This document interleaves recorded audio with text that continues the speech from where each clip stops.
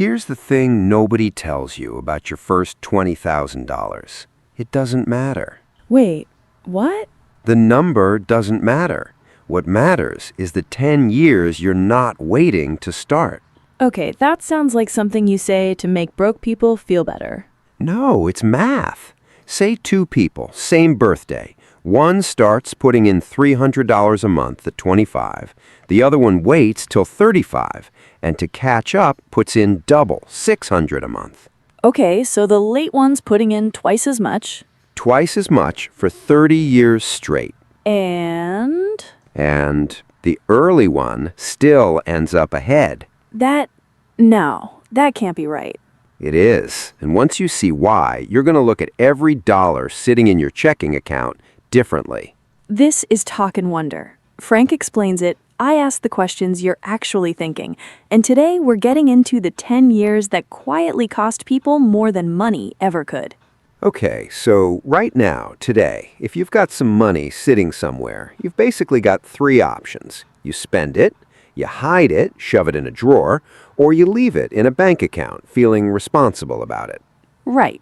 And here's the thing people don't clock. Options 2 and 3, they feel safe. They're not, because of inflation. Okay, inflation, sure, everyone says that word. No, but let me make it real for a second, not abstract. Your coffee order. A few years back, what, $2.50, $3? Don't do this to me. Today, same drink, same cup, you're paying close to $4. I actually complained about this out loud in line last week, like full sentences, to a stranger.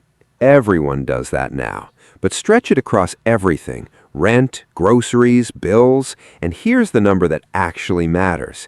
$10,000 worth of stuff back in 2015. Today, according to the inflation calculators, that same stuff cost you over $14,000. So money that just sits there? Is going backwards every single year. It's not staying still, it's actively losing. Okay, so if hiding it and banking it are both technically losing money, what's actually the move? Investing fixes both problems at the same time. It grows what you have and it protects what you already have, both at once. Grows it and shields it. So that's the why. Now the actually interesting part. How does money grow? Because most people, they think investing is just numbers going up for no reason. It's not. There's two mechanisms, and I want you to actually get both of these because once they click, everything else makes sense. Okay, go. First one, ownership. When you buy a stock, say some tech company, you're not buying a lottery ticket. You own an actual sliver of that company. So if they sell more product, open more stores, whatever, the company's worth more, which means your sliver's worth more. So it's just you own a tiny piece of a real business. Exactly. Your money grew because the business grew. That part's intuitive once you hear it. The second mechanism is the one that actually messes with people's heads. Compound interest. Oh, here we go, the eighth wonder of the world thing. I mean, people call it that for a reason. Compound interest is just you're earning returns on your returns, not just on the money you put in, on the money that money already made you. Okay, that sentence didn't help me. Fair. Let me show you numbers instead of explaining it. Numbers are going to land better. Say you're investing $1,000 a month. Average return 8% a year. Your first 100,000, that takes about 7 years. 7 years for the first 100K. Okay. Here's where this is the part. The second 100,000, not 7 years, 4. Wait, why? Same amount going in. Because now you're not just earning 8% on your monthly deposits, you're earning 8% on that whole first 100,000 too, and on everything it already made you. So the pile's bigger, the same percentage means more actual dollars. So it's not linear. Not even close. Third 100,000, 3 years, and it keeps compressing. Every milestone after that comes faster than the one before it. Right. And by the time you're closing in on $1 million, you can add another 100,000 in like a single year, 1 year, what used to take 7. Okay, wow. And that's why they call it the eighth wonder. It doesn't roll at a steady speed. It's slow, slow, slow, and then it's suddenly fast, this is the actual point I wanted to make earlier. That first 20,000, it's not the 20,000, it's the seed. Every milestone after it needs that seed to already be planted. So the 10 years you wait, you're not just missing 10 years of contributions. You're missing the years where the snowball's actually moving fast. The slow years happened without you, sure, fine, but you also missed getting to the fast part sooner. Okay, so genuine question. I know people who've said, I'll start once I understand the market better. Is that just a nice way of losing years? Yes. And I'm not saying that to be harsh. I used to think the same thing. But time in the market beats timing the market every single time. And every year you spend learning instead of starting is a year the snowball didn't move. But what if you actually lose money, like early on? That's a different conversation, and honestly, it matters more than people think. Because how much cushion you have before you even start investing changes everything about how calm you can stay when the market dips. How calm you can stay. So before we even get to what to actually buy, there's stuff you need sorted first. And I mean this, skip this part and you're investing scared, which functionally is almost as bad as not investing at all. Okay, what's first? Expensive debt. If you're carrying anything with a high interest rate, credit card sitting at what, 20%? That comes before investing, full stop. But isn't that just paying off debt? That's not exciting. It's not exciting, but think about what it actually is. Paying off a 20% debt is basically a guaranteed 20% return on your money. Guaranteed? Guaranteed. No stock market on earth's going to promise you that. So investing while you're still bleeding money on high interest debt, it's like filling up a bucket that's got holes in the bottom. You fix the holes first. You fix the holes first. Then, second thing, emergency fund. This one people skip constantly, and it's the one that actually saves you later. We'll get to why. How much, though? Like, is there a number? Rough guide, 3 months of your living expenses if it's just you, 6 months if you've got a partner, dependent, someone relying on you, and if you want to be, extra careful, 9 months. Okay, that sounds like something a specific type of person says. I mean, yeah, some of us sleep better that way.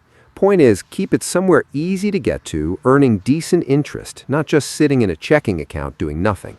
Right. And here's the thing. Once those two are handled, before you even open some random investment account, there's one more move. If your job offers any kind of retirement matching, where your employer puts in money when you do, Continuing, take it. take all of it. That's free money. You will never, anywhere, get a guaranteed return like that. Okay, but be honest. How many people actually check if their job offers that? Almost nobody. People leave that money on the table constantly, and it's genuinely one of the most avoidable mistakes out there. Why, though? Like, why do people skip it? Because it sounds boring, honestly. It sounds like HR paperwork, and nobody wants to deal with HR paperwork. But it's not paperwork. It's just money someone's offering you for free, and you're saying no to it by doing nothing. Okay, so debt first, cushion second, free employer money third. What's the actual fourth thing? Then, if your country's got any kind of tax-advantaged investment account, use it. Because your money grows a lot faster when the tax man isn't taking a slice every year. Right, makes sense. So, foundation's done. Debt, cushion, free money, tax shelter. Now comes the actual question everyone's been waiting for, which is... Jumping in, energized, what do you actually put the money in? Right, and this is where it gets... Actually, hold on. Before I answer that, I need to tell you about the two options people all... Because everyone assumes it's real estate, property, houses. That's the safe one, right? That's what your parents probably told you. Yeah, buy a house. That's the smart move. That's what I always heard. It's not wrong exactly. Real estate can absolutely build wealth. But here's the actual comparison. Numbers only. Historically, the stock market's averaged something like 10% a year. Real estate, closer to 4%. Wait, that's a big gap. And property comes with property tax, maintenance, a leaking roof at 2 in the morning, tenants who don't pay. Stocks, you own it. No 2 a.m. phone calls. Okay, no notes. I don't want a 2 a.m. phone call about a roof. So, assuming stocks, now there's a second decision, and this one's actually more important. Individual stocks or something spread out, like an index fund. What's the difference, really? An individual stock is you're betting on one company, one CEO's decisions, one industry's ups and downs, everything riding on that single company staying good forever. An index funds, it's basically hundreds of companies bundled together. You win a little from all of them instead of betting the farm on one. Okay, but people pick individual stocks all the time and do fine, don't they? Some do. Let me actually show you why picking one company and riding it forever is riskier than people think. Go on. 2010. There's a phone company, dominant, everywhere. You probably had one in your pocket.